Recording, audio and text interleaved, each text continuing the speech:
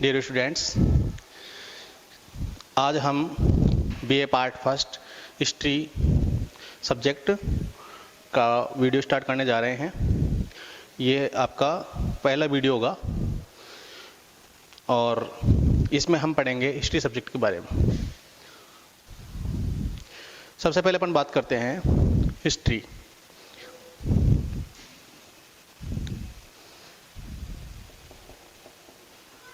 History Hindi में कहेंगे इतिहास।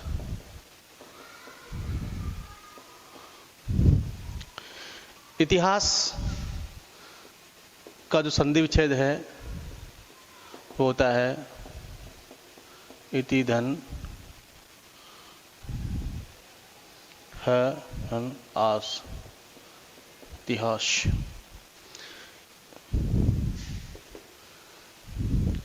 अगर हम इसकी परिभाषा की बात करते हैं तो बात है कि इतिहास किसे कहते हैं। क्या कभी आपने विचार किया कि इतिहास होता क्या है, किसे कहते हैं इतिहास?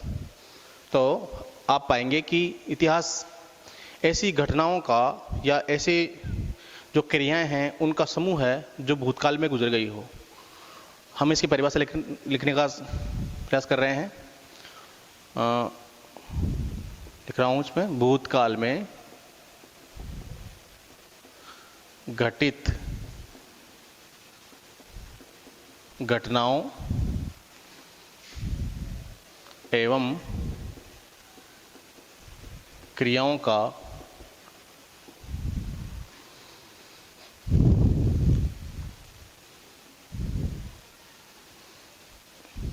विश्वसनीय विवरण इतिहास कहलाता है।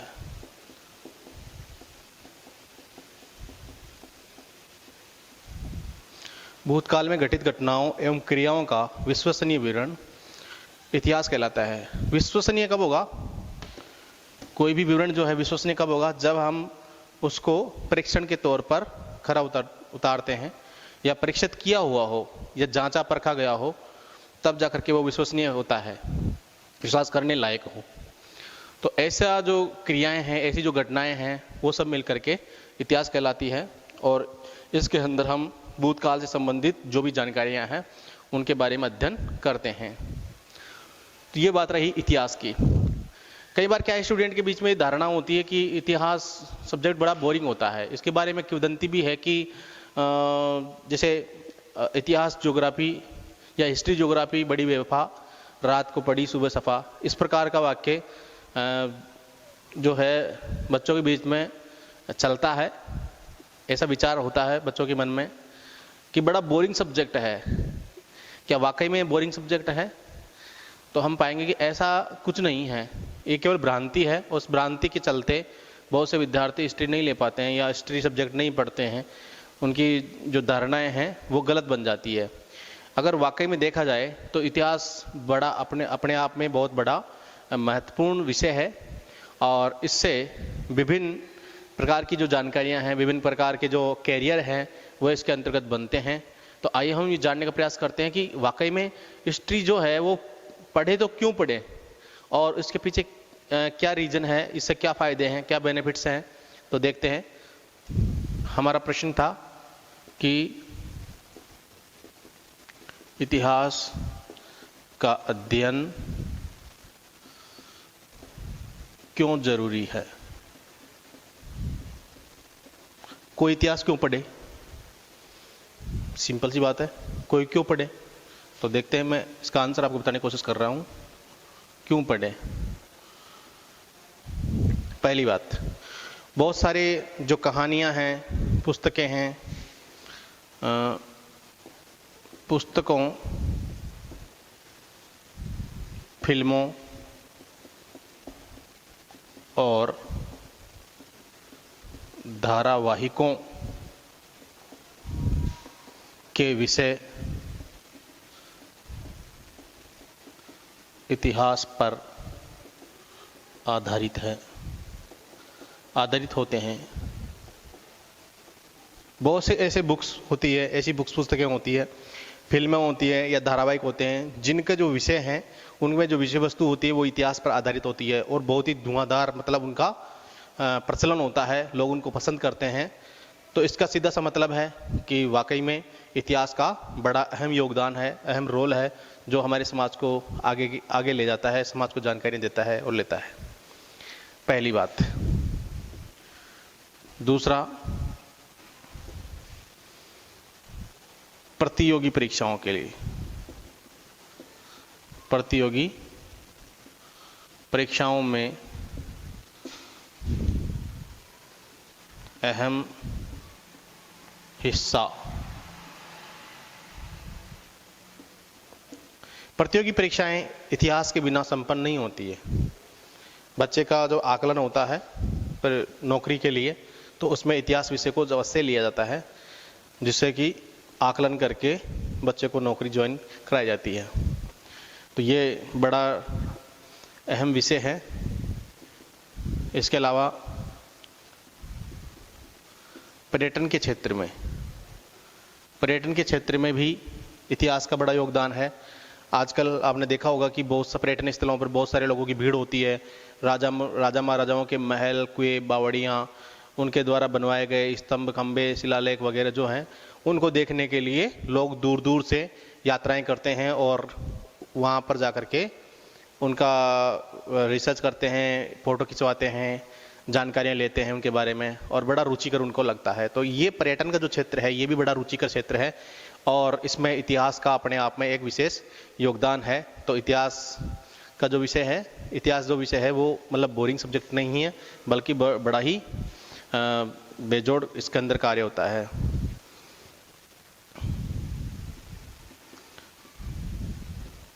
पुरातात्विक क्षेत्र में ऐसे विभाग या ऐसे संस्थाएं जो पुरातत्व के अंतर्गत कार्य कर रही है, उनमें भी इतिहास की जानकारी होना बहुत जरूरी होता है।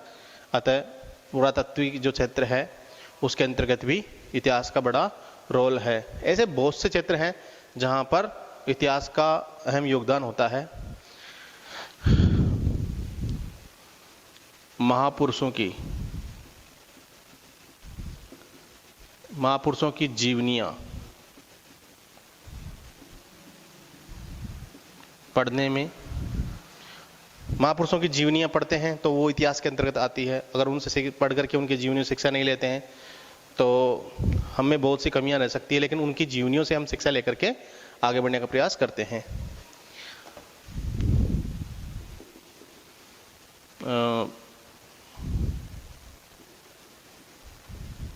प्राचीन काल की भ्रांतियों से बचा जा सकता है।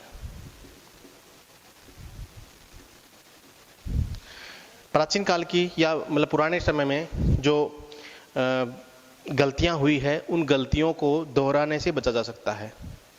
जो गलतियां हैं उनको दोहराने से बचा जा सकता है। गलतियों का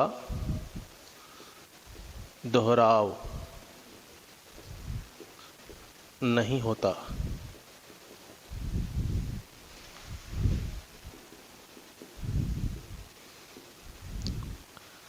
समाज के अंतर्विरोधों का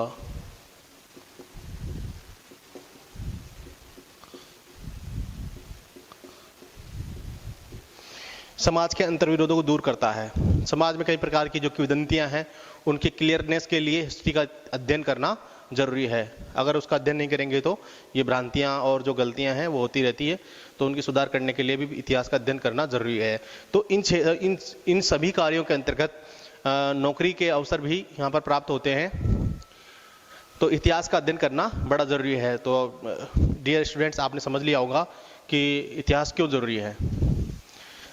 अब हम बात करते हैं कि बीए प्रथम वर्ष में जो बच्चा स्टूडेंट इतिहास विषय लेता है तो उसको कितने पेपर पढ़ने होंगे या क्या बुक्स का नाम होगा, ये सब आपको मैं बता रहा हूँ। सबसे पहले आपके इसमें पुस्तकों का जो नाम होता है, BA पार्ट फर्स्ट हिस्ट्री, ठीक है। इसमें 2 पेपर होते हैं, 2 पेपर। पहला पेपर होता है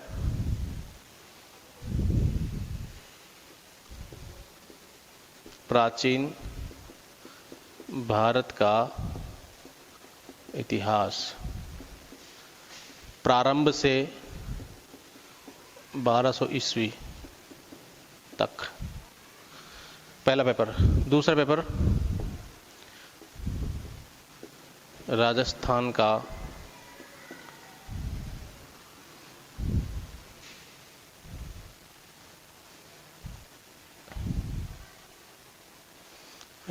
इतिहास, राजस्थान का इतिहास। इसमें संस्कृति प्रवृत्तियां वगैरह सब इसमें आ गई है, राजस्थान का इतिहास जो है। तो ये 2 पेपर होते हैं। इन दोनों पेपर के लिए आप, वैसे तो बहुत सारी बुक्स चलती है मार्केट में, लेकिन अकॉर्डिंग टू कॉलेज कोर्स में जो राइटर हैं, जो बुकें प्रचलित होती है, शर्मा और व्यास। पूरा नाम है इनका प्रोफेसर कालूराम शर्मा और व्यास जी की है। इधर ये भी शर्मा व्यास की है, शर्मा व्यास के नाम से पुस्तकें आती है दोनों। ये आपको खरीद करके पढ़नी है या लाइब्रेरी में उपलब्ध हो जाती है पढ़ने के लिए। दोनों बुक्स काफ़ी अच्छी हैं और सिलेबस जो है वो आपको डाउनलोड करना है।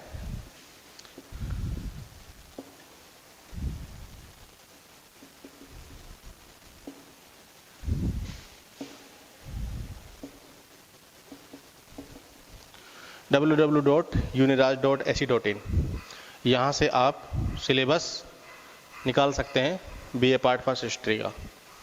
तो मेरे ख्याल से आपको इसकी लीडिंग समझ में आ गई होंगी। अब मैं बात करूँगा पेपर पैटर्न के बारे में। तो प्रत्येक पेपर जो होता है वो 100 अंक का होता है। प्रत्येक पेपर 100 अंक का होता है। प्रत्येक पेपर 100 अंक का होता है, जिसमें से 40 अंक 40 अंक का शॉर्ट टाइप क्वेश्चन होते हैं और 60 अंक का जो होता है वो होता है ऐसे टाइप क्वेश्चन।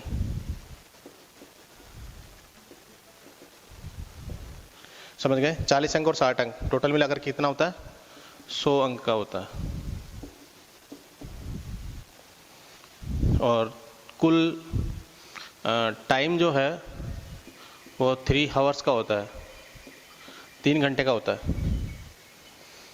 आगे और भी जानकारी मैं दूंगा आपको बाद में जब परीक्षाओं का टाइम आएगा तब, लेकिन अभी इतना काफ़ी है। इसके बाद अब हम शुरू करते हैं पेपर फर्स्ट का, जिसका नाम है प्राचीन भारत का इतिहास। प्राचीन भारत का इतिहास, प्राचीन भारत का इतिहास। इस प्राचीन भारत के इतिहास के अंतर्गत फर्स्ट लेसन जो है मैं पढ़ा रहा हूँ आपको। फर्स्ट लेसन, पहला लेसन था प्राचीन भारत के इतिहास को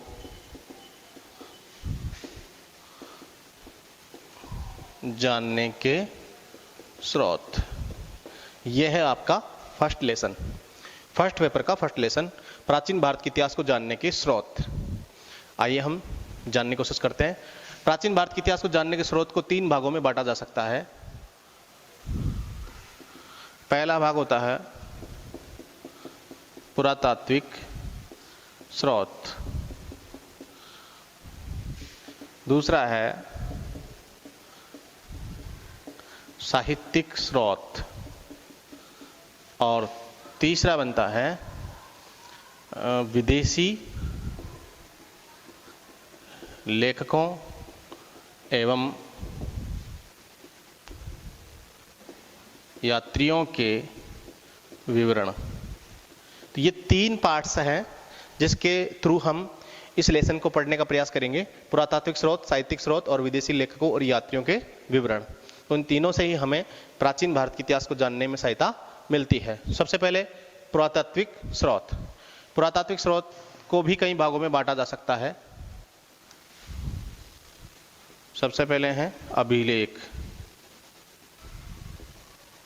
अभिलेख। दूसरा है मुद्राएं एवं सिक्के। तीसरा है मुहरें। चौथा है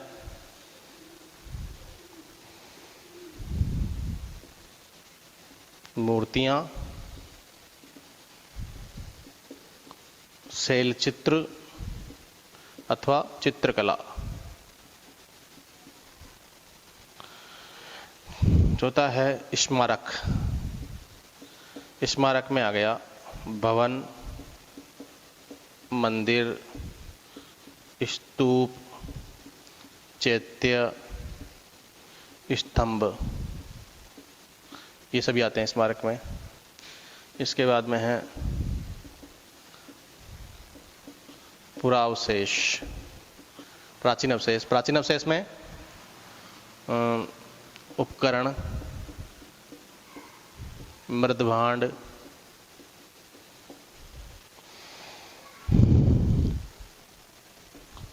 औजार इत्यादि आ गए और आभूषण। तो इत्यादि प्रकार के पुरातात्विक स्रोत इतिहास के अंतर्गत आते हैं। अभिलेख है, मुद्राएं, सिक्के हैं, मुहरें हैं, मूर्तियां हैं, शैल चित्र, चित्रकला है, स्मारक है, भवन है, स्तूप है, चैत्य है, स्तंभ है। पुरावशेष में उपकरण है, मृदभांड है, औजार है, आभूषण है। इस प्रकार की चीजें ये पुरातात्विक स्रोत के अंतर्गत आती है। सबसे पहले बात करते हैं इसमें भी अभिलेख पर। अभिलेख कई प्रकार के होते हैं। सबसे पहला होता है शिलालेख। शिलालेख, स्तंभलेख, गुहालेख,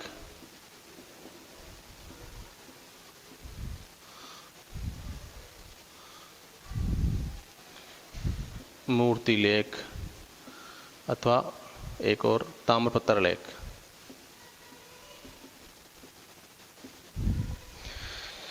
इनके मैं आपको एग्जाम्पल बता रहा हूँ। शिलालेख, वैसे आप हर लेसन के अंतर्गत, आगे आने वाले हर जो लेसन है उसके अंतर्गत आप विभिन्न प्रकार के शिलालेख, स्तंभलेख, गुहालेख या मूर्तिलेख, ताम्रपत्र लेख, इनके बारे में समय डिटेल से जानकारी प्राप्त करेंगे।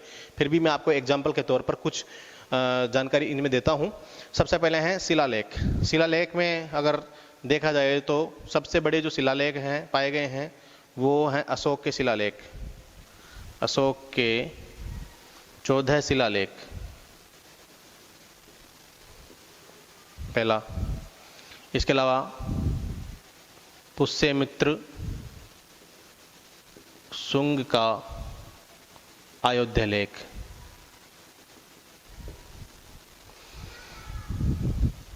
रुद्रदमन का गिरनार लेख।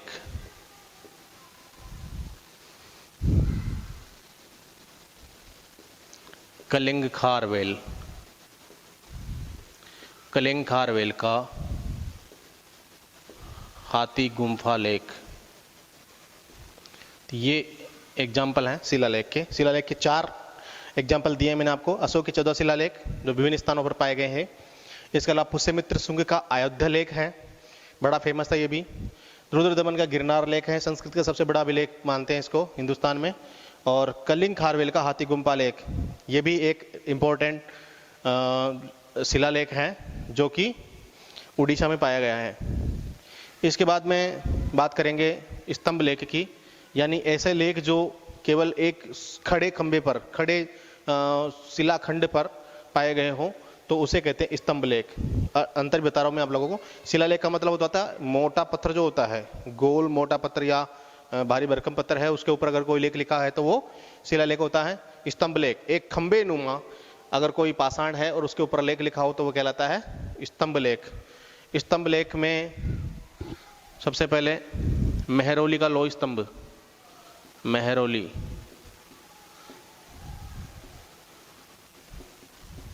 आप जानते होंगे इसको या फिर कोई बात नहीं, अगर आप नहीं जानते हैं तो मेहरौली का जो लोह स्तंभ है ये गुप्तकालीन शासक विक्रमादित्य सेकंड या ऐसा कह सकते हैं चंद्रगुप्त द्वितीय विक्रमादित्य उसका नाम है, उसने इसको स्थापित करवाया था। मेहरौली दिल्ली के अंदर स्थित है, ये लोहे का बना हुआ है, मेहरौली का लोह स्तंभ कहलाता है। इसके अलावा और भी बहुत सारे स्तंभ लेख हैं। विदिशा का स्तंभ है,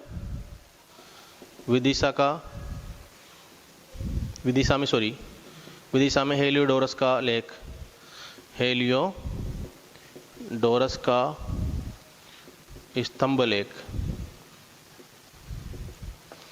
तो ये एग्जाम्पल के तौर पे हैं, ऐसे बहुत से ढेरों उदाहरण मिलेंगे आपको, सातवाहनों के, शुंगों के, कुछ कनिष्कों के, इनके सबके लेख हैं।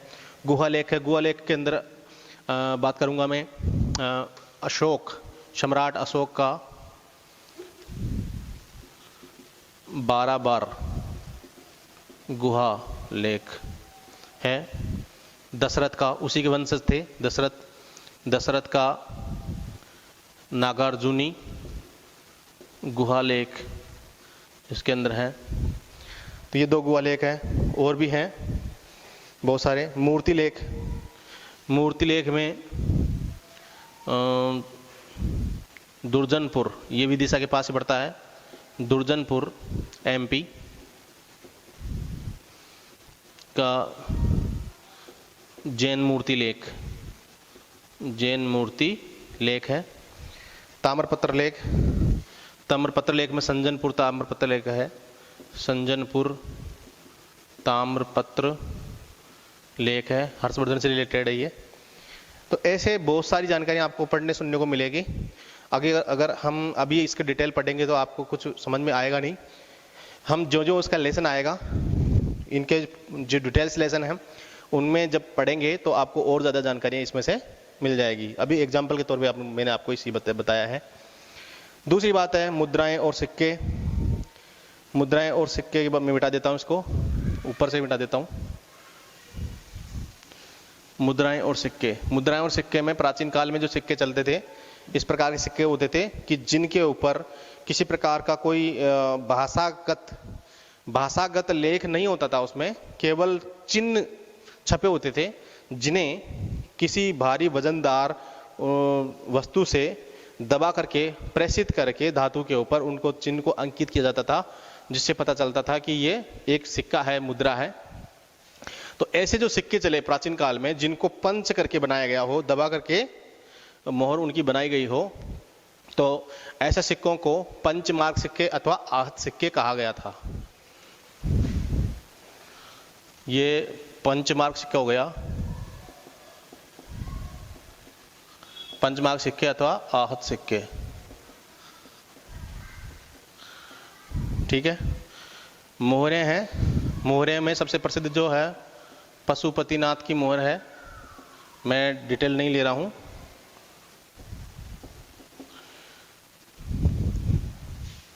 मूर्तियां, शैल चित्र वगैरह जो हैं, ये भीमबेटका की बहुत प्रसिद्ध है, भीमबेटका है।